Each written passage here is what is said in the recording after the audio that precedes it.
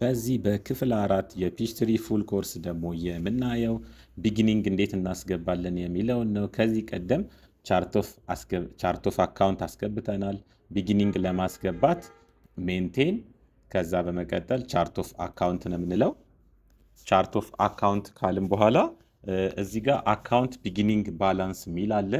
አካውንት ቢጊኒንግ ባላንስ የሚለውን እንነካና የእኛ ካምፓኒ የጀመረበትን ጊዜ ነው ማለት ነው የምናስገባው። እዚህ ጋር የእኛ ካምፓኒ የጀመረበት ጊዜ እዚህ ጋር ነው ማለት ነው። 7/1/24 ነው ማለት ነው ሙሉ የተባልነው። እሱን እንመርጥና ኦኬ የሚለውን ነው የምንነካው። ከዛ በመቀጠል ከወርክሽታችን ላይ ከተሰጠን ወርክሽት ላይ ቢጊኒንጉን እናስገባለን ማለት ነው። ፒቲ ካሽ የተሰጠን 10,000 ብር ነው። ከዛ ኢንተር እንላለን። ቀጣይም 10,000 የተሰጠን ካሻት ባንክ ሴቪንግ ኢንተር። ከዛ በመቀጠል 35,000 ኢንተር። ከዛ በመቀጠል ደግሞ 1,800 ኢንተር። እዚህ ጋር ግን አሏንስ ፎር አንኮሌክተብል ስለሆነ አካውንት ሪሲቨብል ቢሆንም በኢንካም በኩል በላያቢሊቲ በኩል ነው የምንመዘገበው። ስለዚህ ይህንን ብቻ ማይነስ 197 ብለን እንመዘግባለን ማለት ነው። ሌሎቹን እንደዚህ አንመዘግብም። ራሱ ወደ ላያቢሊቲ የሚሄድ ከሆነ ወደ ላያቢሊቲ በአሴት በኩል የምንመዘግባቸው ደግሞ ራሱ በአሴት በኩል አድርጎ ያዘጋጅልናል ማለት ነው። ቀጣይ ደግሞ 102,560 የሚለውን ነው የምንመዘግበው። በቀጣይ ኢንተር ብለን 6,500 ኢንተር 2,800 ኢንተር ካልን በኋላ ደግሞ ኢኩዊፕመንት የሚለውን 50,000 የሚለውን ነው ማለት ነው የምንመዘግበው። ኢንተር እንላለን። ቀጣይ በላያቢሊቲ በኩል ነው የምንመዘግበው ይሄንን ዲፕሪሺዬሽኑን። ይሄን ደግሞ 5,000 ነው ብለን የምንመዘግበው። ኢንተር። ይሄንን ደግሞ 120,000 ብር ብለን እንመዘግባለን ማለት ነው። ኢንተር። ይሄን ደግሞ 15,000 ብር ኢንተር። እዚህ ጋር ደግሞ 50,000 ብለን ነው የምንመዘግበው። መጨረሻ ላይ ትራያል ባላንሱ 0 መምጣት አለበት በትክክል ከሞላችሁት ማለት ነው። ቀጣይ 4,680 ብለን እንመዘግባለን።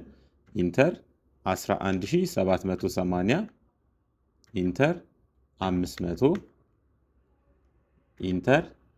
ይሄኛው ደግሞ ምንም አልነበረንም መነሻ ላይ ስላልነበረን ኢንተር ብለን ነው የምናልፈው ማለት ነው በባዶ። ቀጣይ ሳለሪ ፔይብል ብቻ እሱን እንመዘግባለን። እሱ 50,000 ብር ነው። 50,000 ኢንተር። ከዛ በመቀጠል ደግሞ 257,615 ሚሊዮን እንመዘግባለን። ኢንተር ኢንተር። ከዛ 43,888 ሚሊዮን መዝግበን ኢንተር እንላለን። አሁን ላይ ሁሉንም ጨርሰናል ማለት ነው መዝግበን።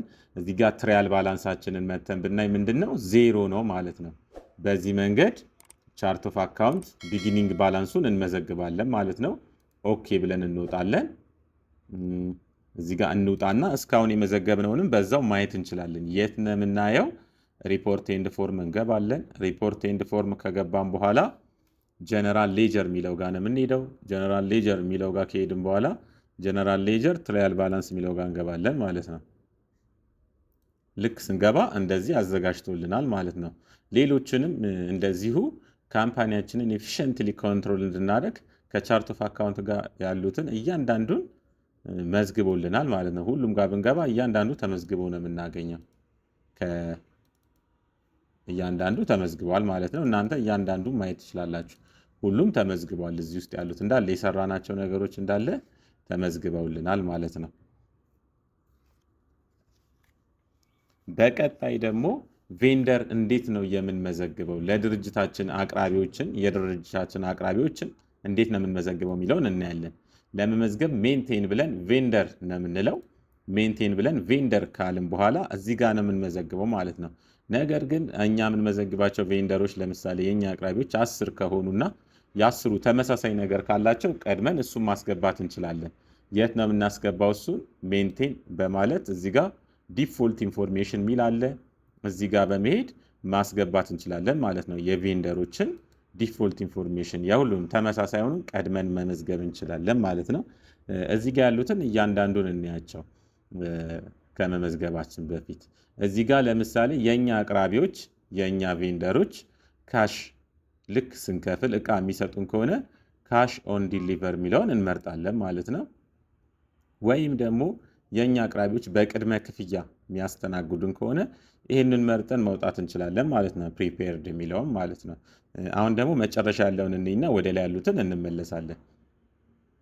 ይሄ ደግሞ ምንድን ነው የሚለው ለምሳሌ የእኛ ካምፓኒ በአንድም ተበደረ በ28ም ተበደረ በዛ ወር መጨረሻ ምንከፍል ከሆነ በ30 ይህንን ነው የምንመርጠው ማለት ነው። ወይም ደግሞ ይሄኛው ምንድን ነው የሚለው ይሄኛውም በተመሳሳይ በአንድም ተበደርን በ28ም ተበደርን ኔክስት መንስ ከ1 እስከ 30 ምንከፍል ከሆነ ይህንን ነው የምንመርጠው ማለት ነው። በእኛ ኬዝ ላይ ግን በእኛ ወርክሽት ላይ የሰጠን ግን ጊቭን ዴት አለው ዱ ዴት አለው። ስለዚህ ይህንን እንመርጥና እዚጋ የተሰጠንን ቀን እንሞላለን ማለት ነው። የተሰጠን ዱ ዴት ስንት ነው? 35 ነው። ግን በስንት ቀን ከከፈልን ተመላሽ ይኖረናል? ለምሳሌ በእኛ ወርክሽት የተሰጠን 15 ቀን ውስጥ ከከፈልን እዚህ ጋር ዲስካውንት ተደርጎልናል ማለት ነው። ስንት ፐርሰንት? 2% ብላችሁ አትጽፉም፣ ራሱ እዚህ ጋር አዘጋጅቶልናል። ሌላው ደግሞ የማበደሪያ ጣሪያ ካላቸው አቅራቢዎቻችን እዚህ ጋር ገብተን እንመዘግባለን። በእኛ ኬስ 700 ሺህ ብር ነው የተሰጠን። እንደዚህ በማድረግ እንመዘግባለን ማለት ነው። ሌላው ደግሞ ሊንክ ማድረግ አለብን እያንዳንዱን አካውንታችንን። ለምሳሌ የኤክስፔንስ አካውንት እዚህ ጋር በመሄድ ሊንክ ማድረግ አለብን ማለት ነው። የእኛ ኤክስፔንስ አካውንት 2110 ጋር ነው ያለው። 2110 ጋር ወረድ ትላላችሁ። በዚህኛው እዚህ ጋር አካውንት ፔብል የሚለውን ነው የምናገናኘው ማለት ነው። ኤክስፔንስ አካውንት ሊንክ ማድረግ ስላለብን ነው። እዚህ ጋር ደግሞ 4220 ጋር ጂኤል ጀነራል ሌጀር ዲስካውንት አካውንቱን እንዲመዘግብልን ማድረግ እንችላለን፣ ሊንክ ማድረግ እንችላለን ማለት ነው። 4220 ወይ ደግሞ እዚህ ጋር ብትጽፉ ይመጣል ማለት ነው። 4220 ብላችሁ ስትጽፉ ሚስሊኒየስ ኢንካም ሚል ይመጣል። እሱን እንነካለን ማለት ነው። ሌላም ማስተካከል የምንፈልጋቸው ካሉ እዚህ ጋር አካውንቲንግ ኤጂንግ ጋር በመሄድ ለምሳሌ ምንከፍልበትን ጊዜ እዚህ ጋር ማስቀመጥ እንችላለን። ለእኛ ለምሳሌ የተሰጠን የመጀመሪያው 35 ቀን ውስጥ ያሉትን እንመዝግብ። እዚህ ጋር ፈርስት ኮለመን የሚለው ጋር በኋላ ላይ ሪፖርት ኤንድ ፎርም ላይ ገብተን እናየዋለን። እዚህ ጋር ከ0 እስከ 35 የሚለውን እንመዘግባለን። ቀጣይ ደግሞ ከታች ሰከንድ ኮለመን ላይ 71 የሚለውን እንመዘግብና እዚህ ጋር ደግሞ ምን እናደርጋለን?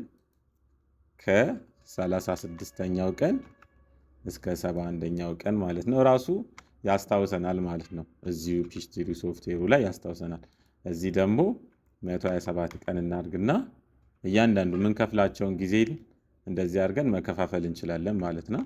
በ127 ቀን ምንከፍላቸውን እዚህ ኮለመን ላይ ኮለመን 3 ላይ ያስቀምጥልናል ማለት ነው። ይህን ደግሞ ከ72 ቀን እስከ 127 እናደርገዋለን። ወይ ደግሞ ከ127 ቀን በላይ ያሉትን ደግሞ ኮለመን